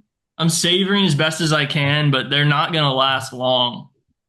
How many times do you think I told that honey barrel story at the conference? honestly, let me think. There were what 350-ish attendees, so probably 405,000 times. It was just everybody kept coming up like, "What's the deal with the whiskey?" Because he had one bottle on the table. Yep. And we Which were like, conference "Well, was this? Secure West Virginia, Secure West Virginia. Which just Yeah. recently happened, I'm assuming. It or- did. Yeah. end of October. Definitely worth it if you've never gone. It's the organizers are a little bit out there. We definitely had a good time. It was like half practitioners and half students. So you got that vibe too, which is like, am I teaching Yeah. you or are you teaching me? Like, what are we doing here? And it was something. It was the funniest part. Well, one of the funniest parts was, I guess Shane and Teresa had been there like 5 years before, and everywhere that we were like, we should go here for dinner, and we would walk in, they'd be like, oh yeah, we sat at that table. Like it was like just lather, rinse, and repeat. It was just a replay of everything that you guys had done 5 years previous. Yeah, it was. Yeah. I'd never been. I had a good time, other than a certain airline not being able to close the door and get me home in time. So that was a little frustrating. Well, the thing is, right? So when you're in front of people and they come up and they're like, "Oh, well, tell me about this," and you start with it's a honey whiskey, about 75% of the people go, Yeah. and that's what this is not a honey flavored. This is like This is not your Tennessee Works or the Tennessee Oh, bottle, good the God. caramel and the honey. No. No, it's a honey barrel finished Yes. bourbon. It is not a flavored whiskey. It's like a sherry finish or a That's it. wine, yeah, Yeah, wine finish or yeah, yep. exactly what it is. And the interesting thing too is we were very lucky to even have the opportunity to pick one of these. And so bees don't make that much honey, and barrels take a lot to fill. Yeah. Right? Like at the end of the day, like, that's a lot of friggin' honey. We're talking about 50, 60 gallons of honey, right? So per barrel. Yeah. Yeah, we're not So talking about they went down to Costco and just dumped a bunch of honey in it. They made their own no. honey, Well, put and it in that's a what's barrel. really Yeah. and that's what's really interesting because honey finishes are getting popular. So what are brands doing? Exactly what you just said. They're going and buying shelf stable gallons of honey Dumping at it a in there. wholesale. Yeah. A lot of honey bears are getting squeezed. Yeah. Yeah. And it tastes artificial. It tastes weird. It's not. That's not what they're doing. They're using raw farm fresh honey. Well, it's not even the honey, it's the barrel that held the honey, right? That's Yeah. gonna soak up in the whiskey. Yeah. And so that's the thing. So it's a whole different approach to the style and that's something that I hope people really kind of come to appreciate as because you mentioned sherry finishes, right? So like sherry finishes are a huge thing in Scotch, and rightfully so. It's a great flavor profile. But Scotch has like a 600 year head start on bourbon. So bourbon is just starting to reach kind of that level of diversity and really get into all these unique things. And some of it works, some of it doesn't. But I really think that honey barrel finished whiskey is here to stay because it just works so well with the flavor.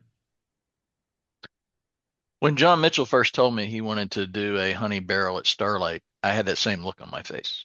I was like, no. And There was a debate. I remember the debate. Yeah. even going to Starlight on the way there, I'd never had it before. And I'm still like, you got to convince me because this I don't know that I want to put the ILF name on a honey barrel. And I think the turning point for me was once I understood the difference between what I had had before and what we were receiving. And then do you guys remember when he took us over to that one rick house way out of the way? And there's this one barrel sitting up there and he goes, that one up there is a honey barrel. And he runs up and he tears the name off of it and he goes, let's try this one. Yeah. The one that everybody And shot me down on that I loved. I remember. look, you get that glass, you pour it, and you get it to about right here, and it smacked you in the face with honey. I mean, it was the most ridiculous thing I'd ever seen in my life. And that was one of those business decision things. Yeah. Because if it were up to me, just for my taste, we would have taken that one. And we'd have also taken another incredibly strange barrel that they If it had. were up to me, we would have been walking out with the one that tasted like wax melted, like crayons, like crayon melted wax. It was so cool. It would have It gone was with your so fish. cool. It would have gone with your fish tire scotch. It was so great and so interesting. But again, Was Shane talking about the Amberana barrel? Because that's one of the Yes. things that I brought home with me is a newfound love for Amberana. Now, that's a Yes. cigar finish, right? Is that what Yep. they call it? Yeah. The cigar Yep. finish? yeah, Yeah. that Amberana rye that we had was the one of the weirdest things I've ever tasted in my entire life, and I Absolutely. loved every second of it. Yeah. Me too. In fact, we had some very long discussions about could we get enough people together and find someone who could make the purchase legally for us so we could go up there and privately purchase the rest of that half barrel of that just for our own consumption. It is that unique keep and my name in that that. amazing. I tried to talk Jimmy into it too. I was like, Unicorn needs their own private barrel.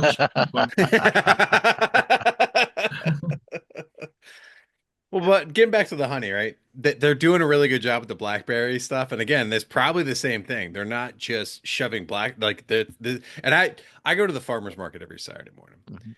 Food from the farmer's market just tastes so much better than what you're going to get from the Mhm. grocery store. So if these guys are Yeah. growing their own stuff and making it with it, and if they're doing the honey, oh my! And I also get honey every year for allergy season. I get wildflower Mhm. honey Yep. to deal with my allergies, and it is just so much better than anything you're gonna get in a grocery store or Costco. Well, and that's the thing. And so when I was saying earlier, we were lucky to even get offered this. So we had been talking to Andrew, trying to figure out how we could make a Starlight ILF barrel work. And one of the things, so we were on a call, and I don't remember if Shane was on this call or not, but he asked me, he's like, so just if you were going to come and do a barrel pick, what would you be interested in picking? Yeah, I was there. And I was like, well, since you're asking, here's what I want. I want a honey rye option. I want a honey bourbon option. I want a cigar rye option. And then I want a Tokai option. And he starts laughing. He's like, I knew that's exactly what you're going to say. He's like, I can't guarantee any of those unless you come pick in April. I was like, why? And he said, because those are all, again, going back to how much honey the bees produce. They only get 4 to 6 barrels a year from their bees. So they can only sell 4 to 6 barrels, assuming they're not keeping any for their gift shop. So those are the first things gone because they're good and they're interesting. And so do you think it's a coincidence that we went to pick in April? Very well played. Very well played. That is fantastic. We got one, right? We got one. We did. Yeah, we got one. You're not going to see that in any, liquor store or Right. Yeah. But again, that's that hospitality.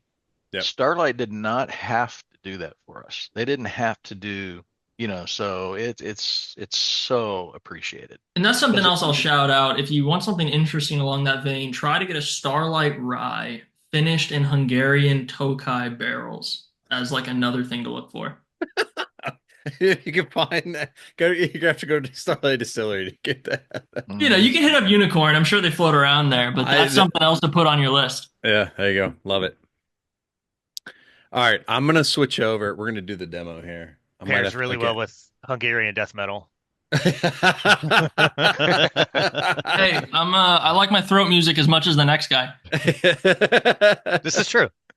All right, so let's see. Lot 1 here. Should I bet on this? Is this the one we're gonna? Let's see if I can. Absolutely. Wait, you can't see my password. Bid on that. Let's see. Place bid. All right. Oh, I need my banking information. All right, I can't share this. Share it on stream, Tim. We're live. It's fine. No, we're gonna stop sharing that. Really, no one will see it ever. There's only 8 viewers. I probably none of them will steal your banking info. That's enough. This is gonna be recorded too, so. I did have to do bank information. I got autofill. It shared really. It actually shared really well on the stream when John Mitchell did it. So if he wanted to go bid on something, yeah, I can do that. Just saying. I'm already logged in and set up. You do that? It was the steps I have to do to chase Tim when Tim shares is really bizarre. I have to go like full screen, then not full screen. Well, but I want to be John's bid. That's the whole point. Is me and John are going to get into a bidding war now. Nobody bid on lot 2. Nobody bid on lot 2. Now we're bidding on lot 2 too. Like Hey, I'm still shocked. I'm hanging in on lot 6 at 280. Turn on me.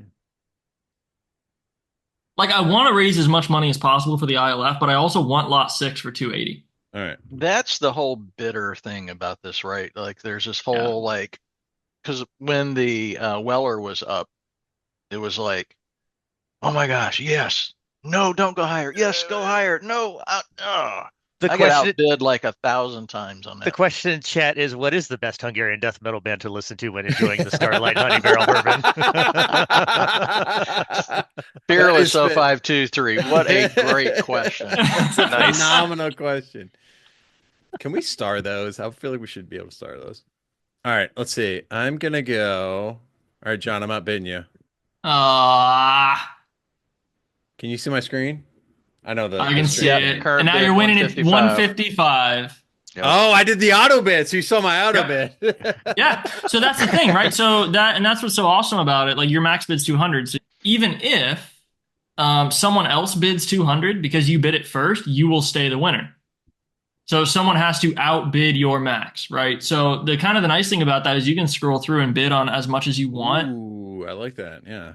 And you're only ever going to pay up to your max. All right. Well, this honey barrel that we've just been talking about forever. I'm going to buy them all up. We're going to we'll do 200 for that one too. Why not? Yeah. And Josh just got the outbid email too. Oh no, inbox. Oh, you had that. Okay. All right. I'm at 105. Yeah, there you go. I love this. Oh my God, I just lost lot 6. I'm looking at that on your screen. Oh no. Did you? Oh Oh. yeah. So Oh, what? So explain the lot numbers, like to me. Like why did lot 6 have 400, like near 350, and some of these others don't have that much? So, I mean, there's a lot of kind of nuance to it, especially when you get into Willet. Now, you want to talk about collector and nerd mentality. Willet is on a whole different level. Which, if we have any stroke of luck, our next ILF barrel will be a Willet barrel, hopefully. But Okay. lot 6 is interesting because that's the hazmat. So, if there's anything in this auction that's truly really weird, it's lot 6, which is an 11-year purple top. So when I say purple top, it's referring to Willett family estates that are bourbons. And the reason, and they signify that by that purple wrapped foil on the cap. So they're colloquially known as purple tops. And so purple tops are some of the most sought after bourbon in the entire world. And we're very, very fortunate to have 3 of them in this auction. So Drew Colesveen, he's the owner of Willet. He did 5 different single barrels for a huge charity benefit auction in Chicago a couple months ago called Bourbon Bonanza. And you'll see that listed there, like lot 5, 6, 7. They all say Bourbon Bonanza. So he brought 5 barrels to this event. And the only way to get one of these Bourbon Bonanza Willets was to be in Chicago, get a ticket, and spend an additional $500 on top of your ticket to walk out with one of these bottles. So what you're saying is you need at least 500 for this bottle, is what I'm hearing. At least. And I mean, you see the estimate is 6 to 8, and there's a good reason for that because they only saved one of each barrel. And Drew went over to Unicorn and he handed them one of each barrel, 3 bourbons, 2 ryes, and said, put them in the ILF charity auction. So this is the first appearance, to my knowledge. I mean, this is the first appearance, as far as I'm aware, of any of these 5 Willet barrels, handpicked by Drew himself, going to auction, and they're all benefiting charity with no buyer's premium. So I'm expecting I'm expecting 1,000 to 1,200. a pretty decent Really? chunk for these. Okay. Yeah. Okay. Even if you look at lot number 6, like if you click on it, you'll see that not only is it an 11-year, it only yielded 96 bottles. So it's one of 96 in the world, and the only one, to my knowledge, that's ever been sold outside of that charity event in Chicago. Gotcha. Is this what's the end date for all this?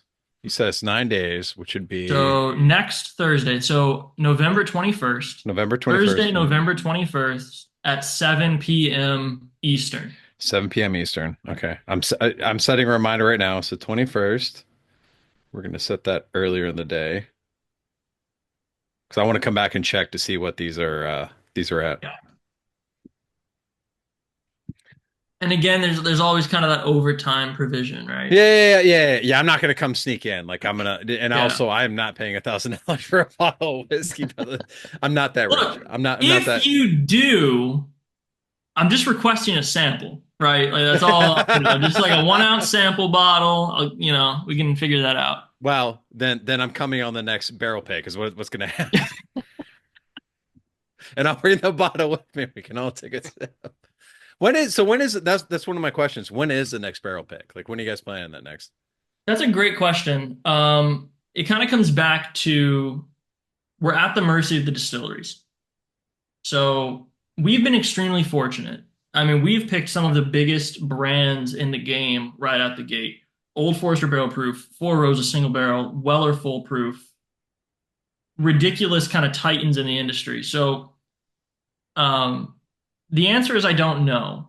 However, it looks like the way things are headed, our next part of the Barrel Pick Club is actually going to be getting outside of whiskey and outside of America and going to Jalisco to pick a tequila. Ooh, okay. So how would someone stay up to date on your barrel pick or tequila pick? So go Adventure. to innocentlivesfoundation.org/BPC, Barrel Pick Club, right? So innocentlivesfoundation.org/BPC, and that will take you to the most up-to-date information. So if you do it right now, it'll take you to this auction because that's where we're routing everybody, right? Once the auction's over, it'll take you back to our landing page and you can get all the information about the Barrel Pit Club, what's coming next, how to get involved. The other option, follow us on social media. That's where we're always posting updates, and subscribe to our newsletter on innocentlivesfoundation.org. If you do those things, you're not going to miss a beat because we're going to be putting out kind of how you can get involved with all these things going forward. And little spoiler for anybody listening. If everything works out and we head to Mexico, the one and only Aisha Tyler is going to be coming with us. So if you want an opportunity to hang out with Aisha, go pick a one-of-a-kind barrel. And I'm not going to disclose who we're talking to yet, but I can tell you it's one of the big 4 tequila distilleries. And when I say big 4, I'm not talking about by volume. I'm talking about by quality. This is some of the best tequila in the world, bar none. And I'm just as into tequila as I am into whiskey. So I have been very, very selective. If we do a tequila barrel, it's going to be one of the craziest tequilas that you could buy. Love it. I love that. None of this additive garbage in it. It's going to be pure. It's going to be clean, and it's going to be amazing. And you guys have like a newsletter and other stuff that would include all this stuff. Yep. Cool. Yeah, in our newsletter, we don't bomb you. They usually don't. We manage to get out about one a month. Yeah. And it's really just like your November update. Here's what we got going on, right? Here's what's coming up. Here's what's we have this month. Any mission updates. It's a once a month newsletter to keep you up to date with how the mission's going. Yeah, we're up over 550 cases accepted now, and it's almost getting hard to keep count. The pit is putting out about 12 cases a month that's being accepted. I mean, they are just firing on all cylinders. And I know we're already like an hour and 45, and I don't want to take too much of your time. And I know that Nick is trying to, do college stuff after this. Oh my gosh, Nick, I'm sorry. He's got a term paper to write on whiskey. Oh, you're muted, Nick. Muted. I've been trying to get this shared screen to go to OBS, but I'm sorry. I'm so sorry. It realized like about 10 minutes ago. It's like, wait a minute, this game capture window, this is not a game that you're playing. You're actually buying bourbon. So like, it's just not doing what I wanted to do. So yeah, because right now, if you're looking, there's nothing on There's nothing. I know. And I even switched it back to the Zoom meeting and that's not working either, but we'll figure it out. We'll edit all this out, fix it in post. Yeah. But at risk of drawing it too much longer, could we talk for a minute about this is all a lot of fun, but what it really is doing, what it's supporting? Yeah, no, yeah. I think Shane led into that. Yeah, absolutely. Yeah. So Shane, why don't you go ahead and tell all of our viewers and whoever's going to be listening to this why we're actually selling whiskey? So the reason why we do what we do is because predators are just horrific. They need to go away. They need to leave our kids alone. They need to leave our families alone. And the world would be a much better place without them. The only way to do that and really truly be effective is in a non-vigilante way where families can get the justice that they deserve.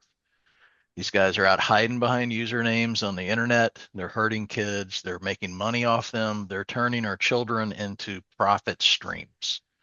And it's just completely and totally unacceptable. So that's what we're doing. That's I've kind of, in my mind, I've kind of lined this up. What is it that the ILF is doing? Well, we've got preventative stuff. We talk to parents, any responsible adults who are responsible for children. How do you have these conversations with your kids? How do you protect your kids? There's tons of information out there on what to do, but really, no, the feedback we're getting is great. I know what I'm supposed to do. I don't know how to have this conversation.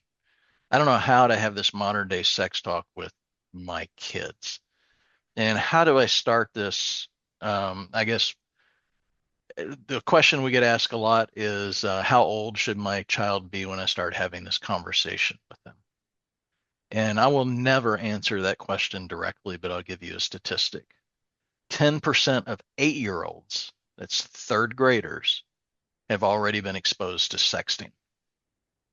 So take that, think about it, apply it to your family, and then decide when you should start having these conversations. So really the first part of our mission here is about prevention, and it's about how do families and responsible adults have these conversations with their kids. Just raise the awareness, keep the conversation going. We tell you how. Right down the center of the mission is the identification. People are hiding behind the username. They think they can hurt kids. They think they can turn them into money and an income stream. And we're here to show you that you cannot. Just because you think you can stay anonymous, you cannot. So we're working with law enforcement. We figure out who you are. We turn you in. We allow law enforcement to kick in the door or do whatever they're going to do. The third thing that we're now doing is we're actually training law enforcement. So you've got the prevention, you've got the down the center, the identification, and now you're law enforcement. You've done all the stuff, you've worked your tail end off, you've got that guy or that gal sitting in the seat right in front of you. How do you use psychology? How do you use social engineering?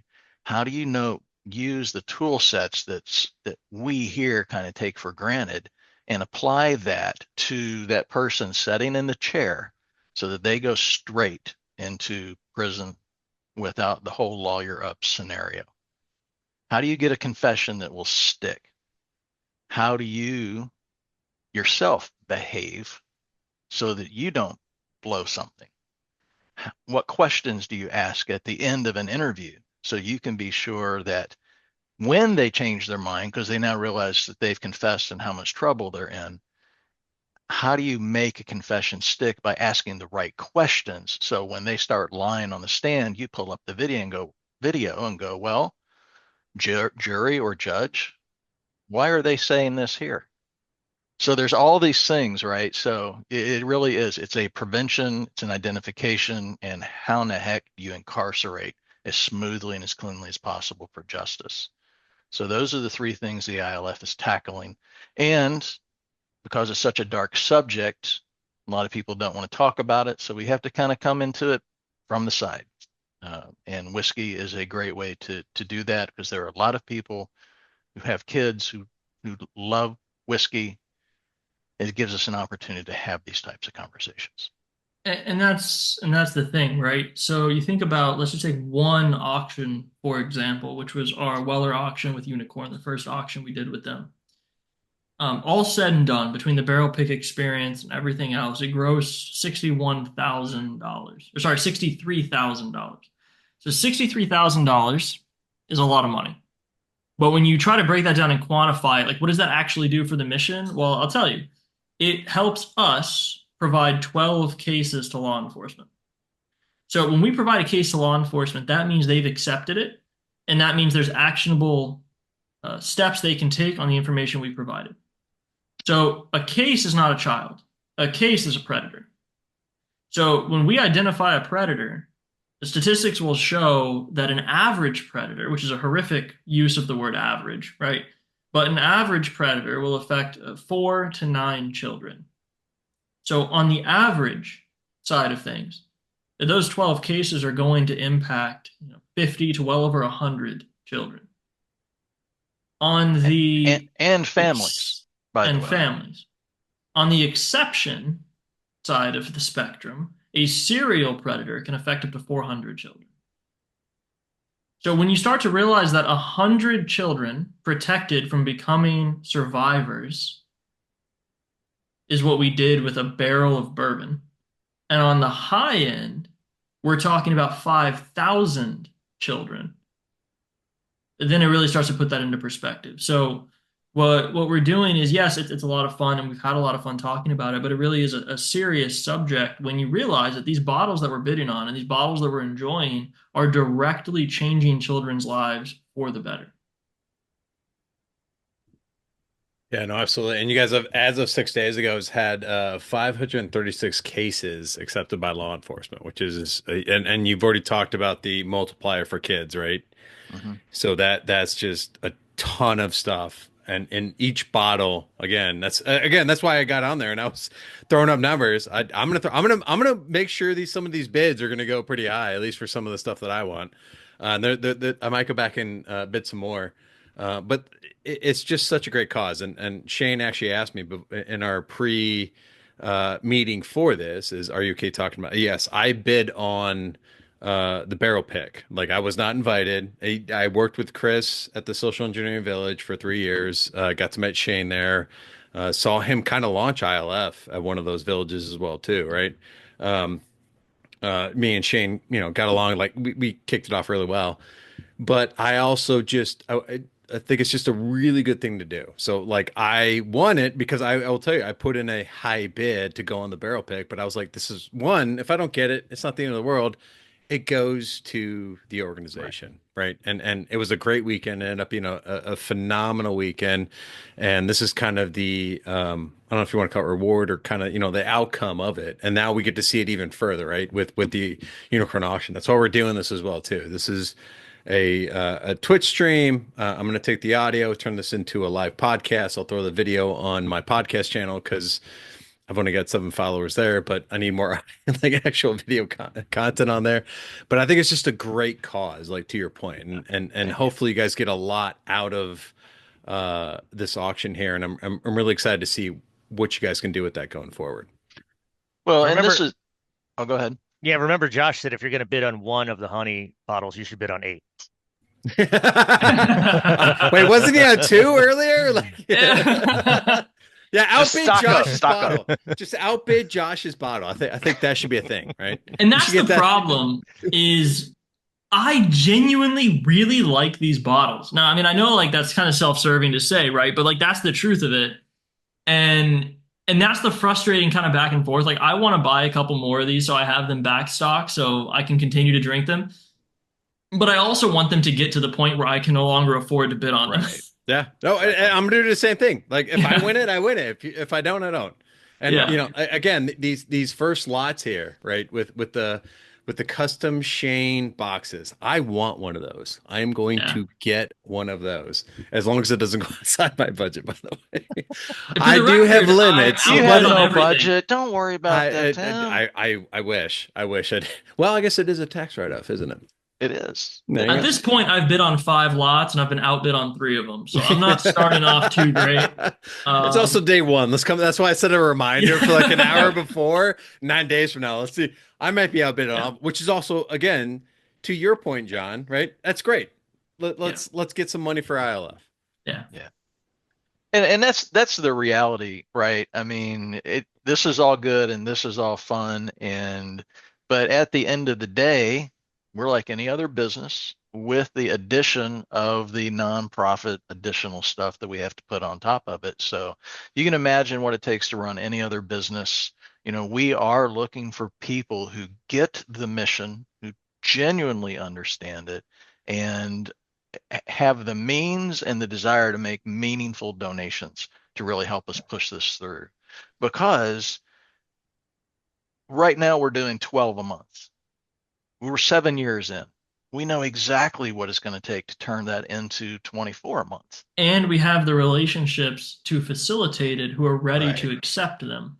Right. We need the funds to expand our pipeline. And the best case scenario is that we can absolutely flood, right? We can take this to different groups, different law enforcement organizations to get as many of these people off the streets as humanly possible. We're doing a lot of work with Argentina right now. They have discovered us. Oh, So- really? So you're Yeah. you're going global at this point. Oh, we have been. Oh, We absolutely. have been. Yeah. I think it's, I don't have it in front of me, so I don't want to, but somewhere around 30% of all our cases are international.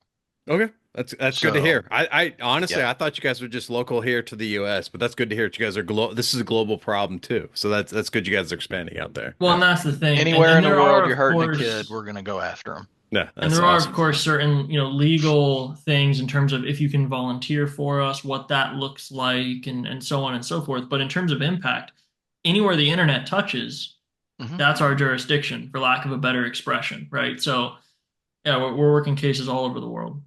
John, that's a great segue because my next question was how if someone wants to volunteer? Because yes, we can do the money thing, but if you want people to donate their time, like Rev3 Dude, did I say is that your hacker name? It's just whatever. You call me anything you want to, Tim. At this point, like it's all good. No, I'm gonna Rev's call you usually just Mr. fine. Awesome, by the way. You're Mr. Awesome for hosting the stream. Look, Uh, I've said it to Shane, I've said it to John, I've said it to Chris, man. Look, the mission is the mission, and no one person is the ILF. Like that's what it's got to be. It's too important. yeah. And my So, favorite description of Rev Dude is when he told me once that he is a ball of vulgarity and elbows. but yeah. So if people want, like, Rev Dude wants to get involved, like, how do you want people to reach out? So you go to innocentliesfoundation.org/join-me. Join-me. It's not on the menu. Because if you're going to do OSINT for us, you should be able to figure out how to apply. Oh, I like that. All I right. like that a lot. Yeah. Okay. So, but that is how you find it. Um, you apply. That's it. We're going to look at your application. It's going to start a workflow process for you. If you have a talent that lines up with what we're looking for, right now we're looking also for marketing people. We're looking for fundraisers. We're looking for the other business side of the house stuff too. You're going to go through a prerequisite interview. Are we a good fit? Is there a match here? If there is, then you're going to go through a technical interview, and then you're going to go and you're going to sit with our therapist. And if you are not green lighted by our therapist, if she says, no, we're going to harm you by doing this work, you don't come in. I don't care how awesome you are at OSINT. If we're going to damage you, you cannot come and volunteer for us. And that's all there is to it. And that's something that I'd like to speak to in terms of, Erin Maloney. She's our wellness advisor, and you can read all of her many, many qualifications on our website. But she is an integral part of our mission. So one of our 5 guiding principles is to care for the mental and well-being of our employees and volunteers. And that's critical. It's one of our 5 pillars, because without that, the whole house crumbles. And that's the truth of it. We cannot do the work that we do, because even myself, so I find myself more on the education and outreach side of the mission, right? I'm not in the predator identification team. I'm not in the pit doing the investigative work. I'm on the fundraising and awareness side. Even being on the fundraising and awareness side, I hear things that I will never get out of my head. Right. And I cannot imagine what it's like for the other side, right? So that sort of wellness checkup is not only critical, it's mandatory. And it's an incredibly important part of our organization that separates us from other groups in this space that are doing this work, because it is critically important that our volunteers are taken care of. Yeah. And too, I want to delineate another difference. Still to this point, we're the only group that I know of that is doing this in a non-vigilante manner, period. We are not out there, shoving cameras in people's faces. We're not embarrassing people. We are not pretending to be an 8-year-old or 13-year-old girl texting and setting people up. Literally, we wrote our processes. We looked at all the loopholes that lawyers use to get predators off the hook. And we said the only way around this is to build a process that doesn't allow the loopholes to exist in the first place. And we've written that our distinction processes for that. That makes us the ILF. Is the only reason why we have the kind of law enforcement partners we have.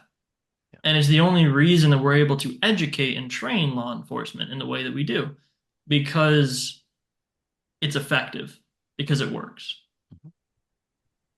Yeah, no, absolutely. And Shane and I, we had a conversation. I remember going to Four Roses, and you were like, "Yeah, you probably," because I told you a story of something I had in security, and you're like, "Yeah, you probably wouldn't have been past a therapist," which I was like, "Yeah, you're probably right." But I can help in other ways, right? I can help out with the podcast and other stuff. Like you said, you're looking for marketing people. I know Josh recently told me that you guys have an ambassador Twitch program, or you're having people come on and doing just Twitch streaming to kind of get the brand awareness out there. Mm-hmm. And so there is a opportunity for everybody. You don't have to go in and hunt these people down. You can just come in and help out with whatever makes you really good. Right. At volunteering for ILF. Right. So here, let's throw a big fish out here, right? Because we're doing little things with the bottles and so forth. But earlier I'd mentioned, like, if we want to scale this, if we want to duplicate what we're doing, it's not a question of will this work. It's not a question of processes. All that's down. So if you want to allow us to go from 12 cases a month to 24, I can tell you right now, it's going to cost $250,000 a year in order to be able to do that. And so people will hear that and they'll go, holy crap. And you start thinking about it. If you've ever run a business and you've got payroll, overhead, technology, you have all these things it takes to run every single business, then you realize that for an organization of roughly 50 people to be working on something like this, it's not a lot. But now people, okay, well, that's all good and interesting, but I can't help. Everyone knows someone. So you can also donate your network, meaning as you help raise awareness, you may be one or two or three people away from someone who goes, 250K, yeah, I need something for my taxes, right? And so we're looking for every opportunity to support the mission, big, little, financial, your skill set, your network, whatever we can do to get these idiots off the street and help save kids. That's what we want to do. I think that's a great point to end on, by the way. Thank you. So with that, thanks for everybody for listening. Thanks everybody for joining. Thanks for the whiskey. Go bid on Unicorn Auctions. I will be there in the battlegrounds fighting you for every bottle of whiskey that I can. What is it? Was it the Four Roses 8 that I'm going after, or the Honey Barrel, or the Double Oak? Yes. All of it. All of it. And the other thing that I will say, so notice if you look in the descriptions of each of the bottles, all of the medallions are individually numbered. So if there's a number that has special significance to you, whether it's a year or a number that you care about, look in those descriptions because they're individually numbered. And then the other thing that I will say too is when you're going to make a bid, we understand that, money is tight right now. We understand that a lot of people have difficulties right now. But instead of thinking, oh, how much am I spending on this bottle? Just think about this is a 100% donation directly to the ILF. There's no middleman taking a cut here like you would on a charity bid on perhaps even another auction site. They have facilitated this and set it up in a way as our partners that exactly what you bid. Now, granted, the government's still going to, charge you tax, but whatever your hammer price is, that is going directly to support the mission. So know that you can bid with that confidence too.